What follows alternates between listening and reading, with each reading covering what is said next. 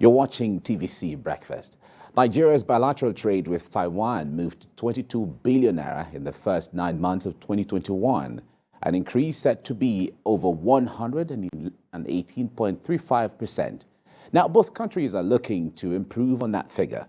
Recently, the two countries who are members of the World Trade Organization moved to link their import and export banks for trade facilitation on the backdrop of its support that led to the emergence of Nigeria's Ngozi Okonjo-Iweala as the WTO Director General. Taiwan wants the Nigerian government to consolidate on this mutual relations and facilitate continuous smooth trade by renewing the new trade protection investment agreement between Abuja Chamber of Commerce and the Taiwanese Trade Agency.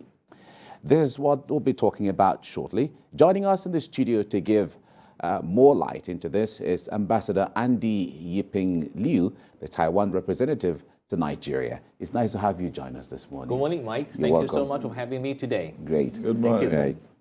Now, tell us about the role of Chiang Kai-shek and Chairman Mao in the foundation of China. And, it was a fraud period at that time. Right.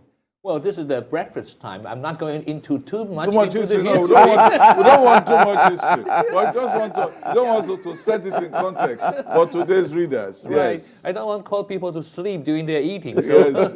Right. It's actually very similar to what the world trend of the what we call the Second World War history into the Cold War. Between the Second World War ended and the Cold War, there have been several civil wars in different parts of the world, especially in Asia. So it's part of what we call the civil war in the greater Chinese territory after the Japanese surrender in 1945 in Asia. Yes. That will be calling the end of Second World War. But after the end of Second World War, Chiang Kai-shek, the leader of the whole Chinese war area, was the president of our republic, called Republic of China, if we can mention that here. And right after he won the Second World War together with the U.S., France, Soviet Union, the Allies, the Allies at that time, the civil war in the Chinese territory gets started. Actually, it started off already, but Chairman Mao led the Communist Party in China, fought with the Chiang Kai-shek nationalist government for about 4 to 5 years, and Chiang Kai-shek lost the civil war in the Greater China area. But in 1945, the Japanese colonial ruling of Taiwan finished. So Japanese surrendered Taiwan back to the Chiang Kai-shek-led, the nationalist government of China at that time. So Taiwan with the bigger China merged at that time because Taiwan was under the Japanese colonial rule for almost half a century. And just like Hong Kong was just like Hong Kong was British colonized before, but Japanese imperial armed forces lost the Second World War, so returned Taiwan back to the Chinese government at that time led by Chiang Kai-shek. But Chairman Mao led the Communist Party had fought the civil war with Chiang Kai-shek led the government, and Chiang Kai-shek lost the civil war, so moved the government seat of Republic of China to Taiwan in 1949. So Taiwan had been migrated with millions of refugees that Chiang Kai-shek led with the troop and the refugee came to Taiwan. That was when my father and my mother, about like teenage, like 18 to 20 years old, moved with the troop to Taiwan.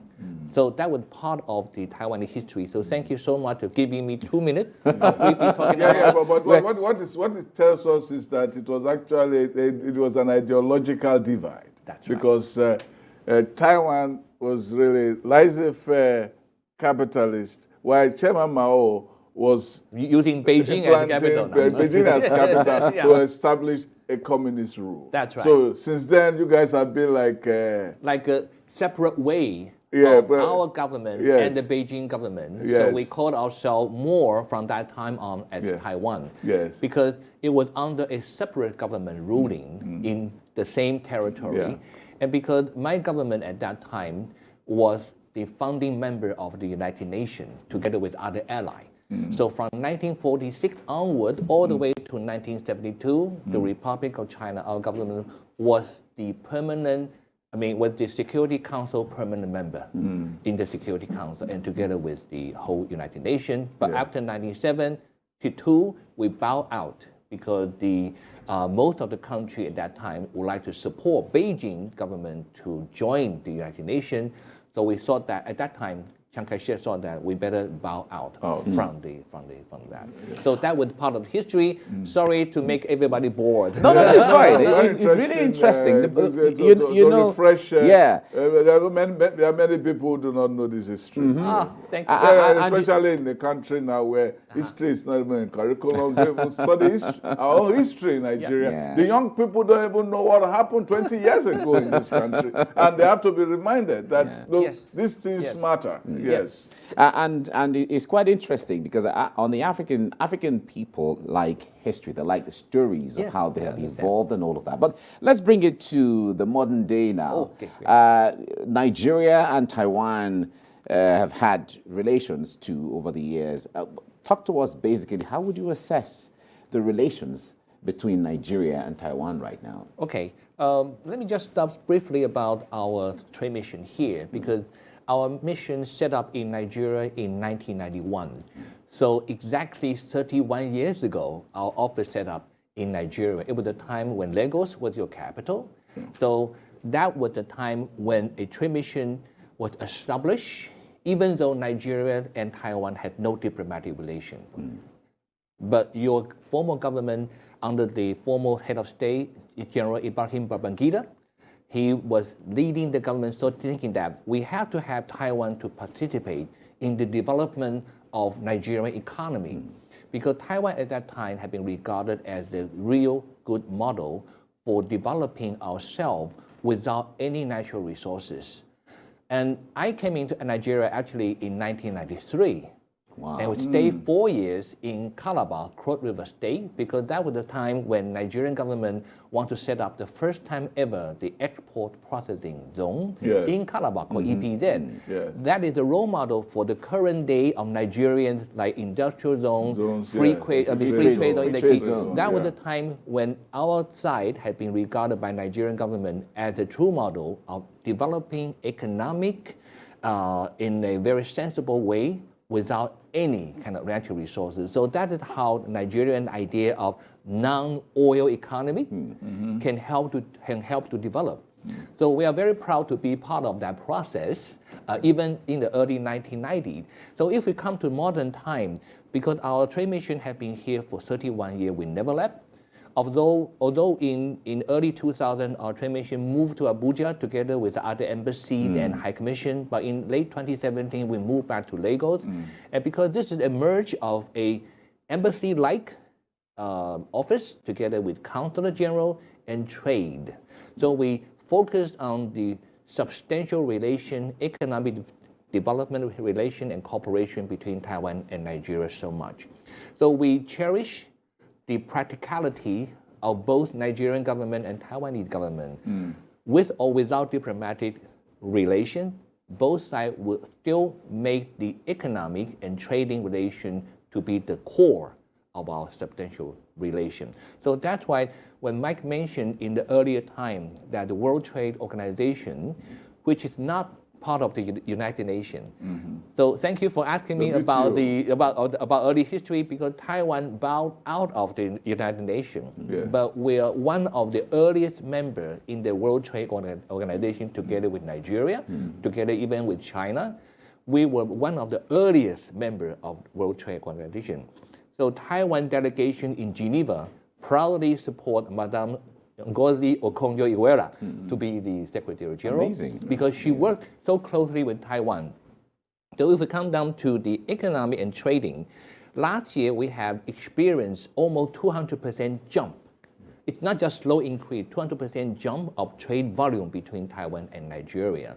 Nigeria enjoy a great trade surplus, and we really need the Nigerian good raw material, like agricultural product, like sesame, chestnut, and groundnut. We import quite a lot. But because Nigeria and Taiwan are a bit far away, your richest crude oil energy and the liquefied natural gas. We try to import more, but we are trying to get more from the Middle East and Asia, especially from Australia.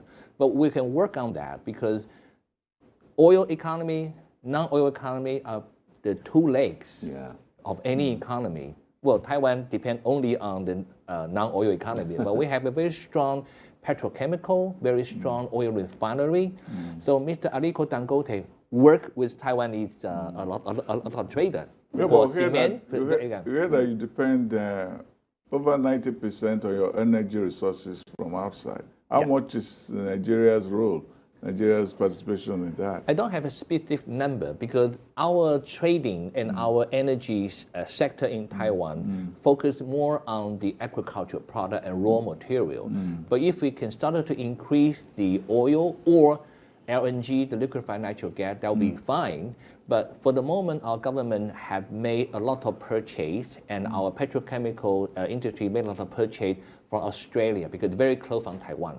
So the shipping costs will be much lower, and so we bought a lot of LNG because we're fading away all those nuclear power energy, and we're fading away all those coal burning kind of a power plant. So we focus on the LNG quite a lot. And Australia is one of the strongest supplier for us. Nigeria maybe, but I think you are focused more on European market. I believe Nigeria would have a lot of interest around the world. Sure. But you talked about the issue of distance between Nigeria and Taiwan when it comes to proximity. So maybe, but I feel that a lot can be worked out in that regard going forward. But talk to us about the issue of government-to-government relations between Nigeria and Taiwan. How important is that? Yes. As a diplomatic mission for my government to send all over the world, this is, our office is part of our Ministry of Foreign Affairs diplomatic mission around the world, although there's no diplomatic relation. But your government is so practical. It has given us the necessary diplomatic immunity and privilege from the very beginning of 1991. It's been kept all the way till now. So I enjoy the hospitality, enjoy the practicality of your Federal Ministry of Foreign Affairs, and especially from the Ministry of Industry, Trade, and Investment, who've been handling the day-to-day, daily cooperation with our office and with our government in Taiwan. You have a very strong trade delegation, a very strong trade mission in Taiwan, representing Nigeria interest all the time. So from the economic side, your Federal Ministry of Industry, Trade, and Investment are our major counterpart. But with the facilitation of your Ministry of Foreign Affairs giving us all the diplomatic immunity and privilege, that is how Nigerians show the hospitality, that your Nigerian government shows the practicality of treating all the visitors and all the people come in and stay in Nigeria with proper respect and protection and hospitality. This is what I've been thinking of. At the same time, we do not rely on government-to-government relation only, because we rely on what the people-to-people relation, especially from your National Assembly, either from the House of Rep or from the Senate.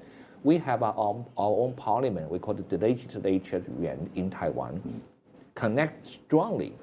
So in the National Assembly, there's the Taiwan Friendship Group, formed by the honorable members of some of the members in the House, and some of the distinguished senators would like to also have that kind of association with Taiwan. So the strong interest, either by your federal government and by your by your National Assembly, have been very cordial with us.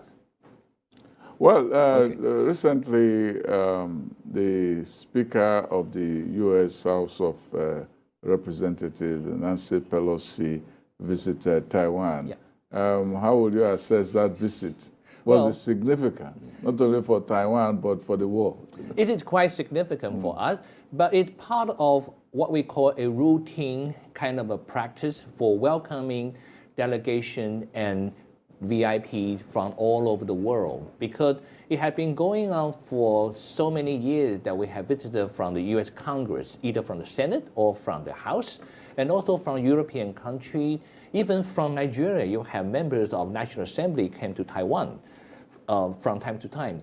So even during the COVID period, we have diplomatic bubbles, which we can accept the delegation either from the U.S. House of Representatives or from the Senate. It's been going on.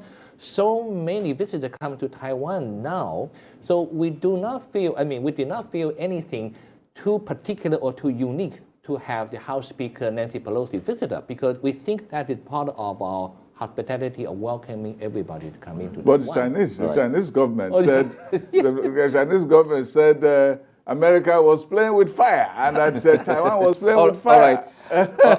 All right, we have to go on a short break and we'll be right back. Let's put you on hold a little bit.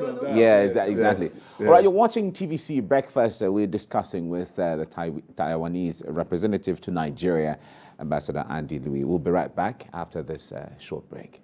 You're watching TVC Breakfast. On this segment, we're looking at the Nigeria-Taiwan relations, and we have in the studio the representative of Taiwan in Nigeria, Ambassador Andy Liu. And we've been discussing and talking about trade relations and other issues that concern all of us. Yes, I was talking about the Nancy Pelosi visit. The Chinese government, Xi was warning Americans, saying that they were playing with fire, and then she came anyway, and she came and left, and then there have been drills and drills. I mean, the missiles thrown across Taipei, they breached your territorial waters. There was problem with the South China Sea, East China Sea, and then you guys, Joseph Wu was saying that as foreign minister, saying that we are not intimidated, and the Taiwanese also came out with their own drills yesterday. Yep. So what is going on? Right, because we thought that Speaker Nancy Pelosi visit is just part of the routine practice for so many years, because the same House Speaker visited Taiwan 25 years ago. It was Mr. Newt Gingrich. He visited Taiwan 25 years ago. Exactly. So we thought that it's just a routine practice for any of the political leader or high-ranking government official visit Taiwan from the U.S. So we didn't think it as such a big fuss for anyone to think about Nancy Pelosi's visit would be such a intimidating or poking or provocation. So we didn't understand why the Chinese government would like to make it into an excuse for them to make any more of bullying or any kind of military kind of confrontation against Taiwan.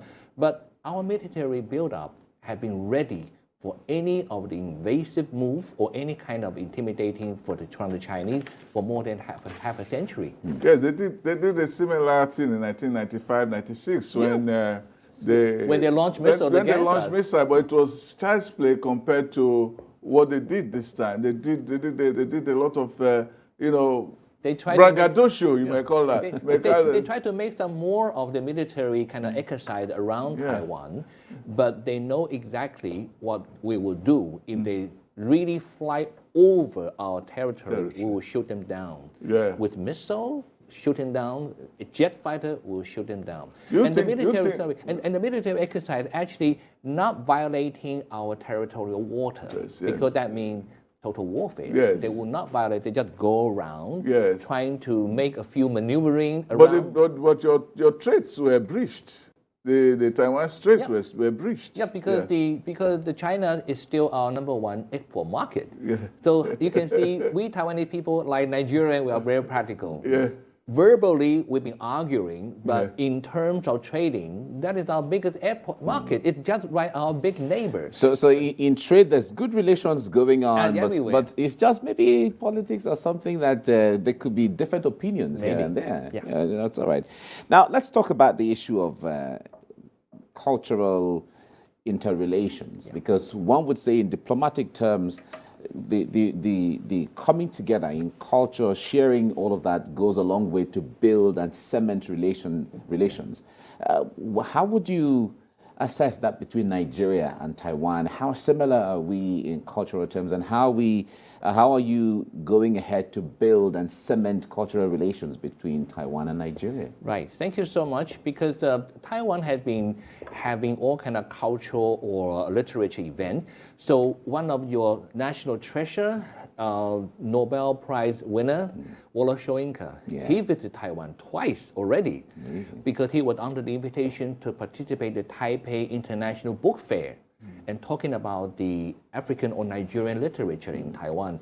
Actually, I started to read the book of Chinua Achebe when I was here in 1990, and my daughter urged me to read Chimamanda Ngozi Adichie's book. So generation after generation, the freedom of speech, freedom of press, freedom of publication going on in Nigeria and Taiwan have been so cordially connected.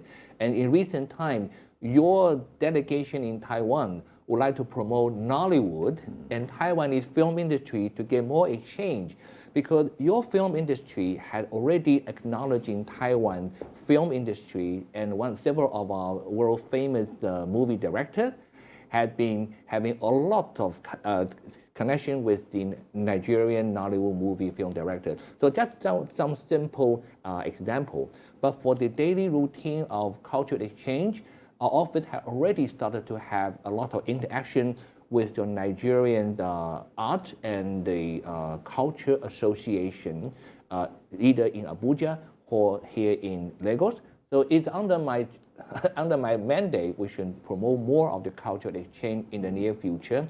And we have several of the standing invitation for culture group and for performing group to go to Taiwan. And several of the university professors in art and culture have been contacting us, want to have more exchange with the Nigerian Culture Association. So that is something we can work on.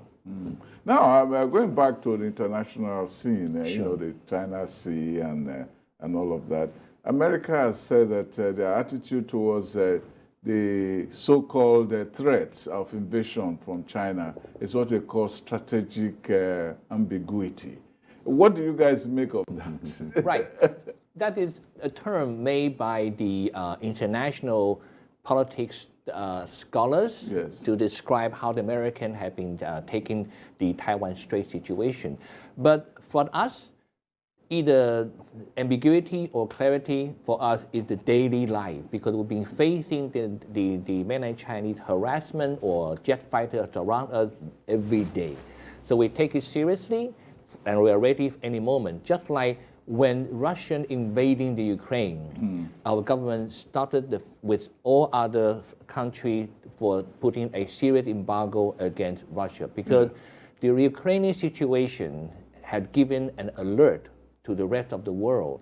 Any big nation might invade his neighbor anytime for the moment.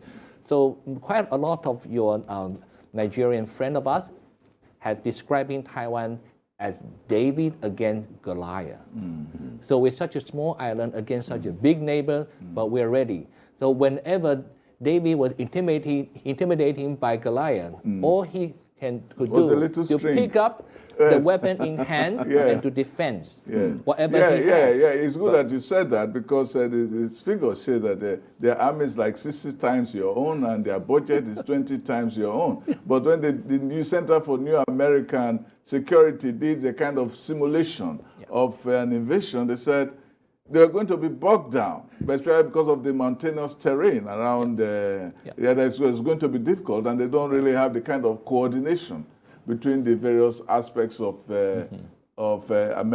Chinese, military. And does that give you some kind of security or sense of hope that these guys are big, but they can't really get through? So the simple word is that we stand still, and we have stand still for more than half a century, because we're the front line of the free world against a big bullying Chinese want to harassing everybody around the world, just like Hong Kong. Well, I'm not going to deeper that.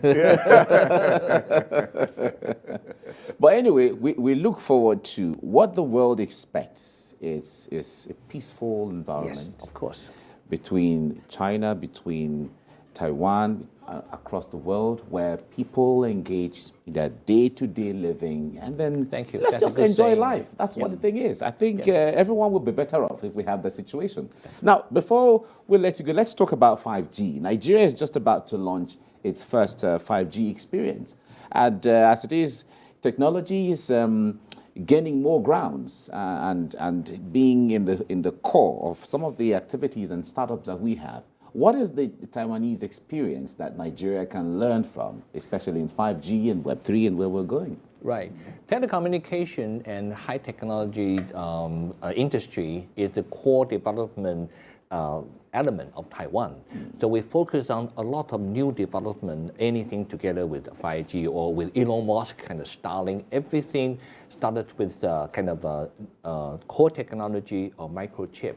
So we do not manufacturing all those big fancy equipment concerning about 5G. We produce only this core technology of the small microchip that everybody will need it. And that's one of the reasons. That's one of the reasons America is very conscious of Taiwan. Thank you. And Biden was saying that you guys make the chips, and the chips are very important because without the chips, there's no technology. And it is important because we are a trustworthy partner to the free world, especially to the U.S. and Japan, because the Taiwanese the microchip produced by us, it's been trusted by the U.S. military, by the government, that it will not be breached, will not be hacked by any hostile kind of country.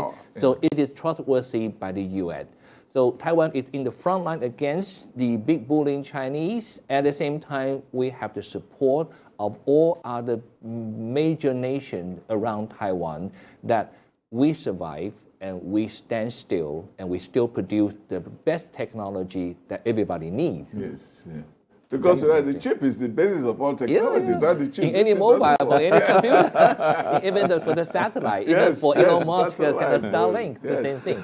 All right, before I let you go now, let's talk about your experience with Nigerian food. I wonder which is your preference and what, because you've lived in Nigeria for so long now. In fact, I think we have to get you a Nigerian name. Not the Nigerian passport, I cannot take that. Well, thank you so much for asking, because 1993 was my first overseas assignment as a diplomat, and I was posted to Calabar, Cross River State. So naturally, your fish pepper soup with the catfish, pounder yam, moi moi, puff puff, even bush meat. So because my wife and I, we came into Nigeria after we got married for 9 months. So she started to experience everything about Nigerian. She's now a Nigerian chili lover. Much spicy than I have. So we enjoyed everything. So after leaving Nigeria for 20-something years, I got a chance to come back to Nigeria, become the head of our trade mission. It was really a homecoming. Which of them is your favorite? Is it the pounder yam, or is it the pepper soup? Or the moi moi? moi? Which are the moi moi, or which of them? Which one is your favorite? Well, my favorite is the fish pepper soup. I knew that. I knew that. But less spicy than my wife. Well, interesting. Maybe we have to arrange some fish pepper soup Nigerian culture night. meeting for you sometime soon. That would be great. All right, we have to leave it here now. Thank you so much, Ambassador Andy Liu, for coming on the program, the Taiwanese representative to Nigeria. Thank you so much for coming. Thank you so much for taking me at the time at the breakfast. Thank you. And regards to your lovely wife. Thank you. Thank you. Mike. Thank you so much.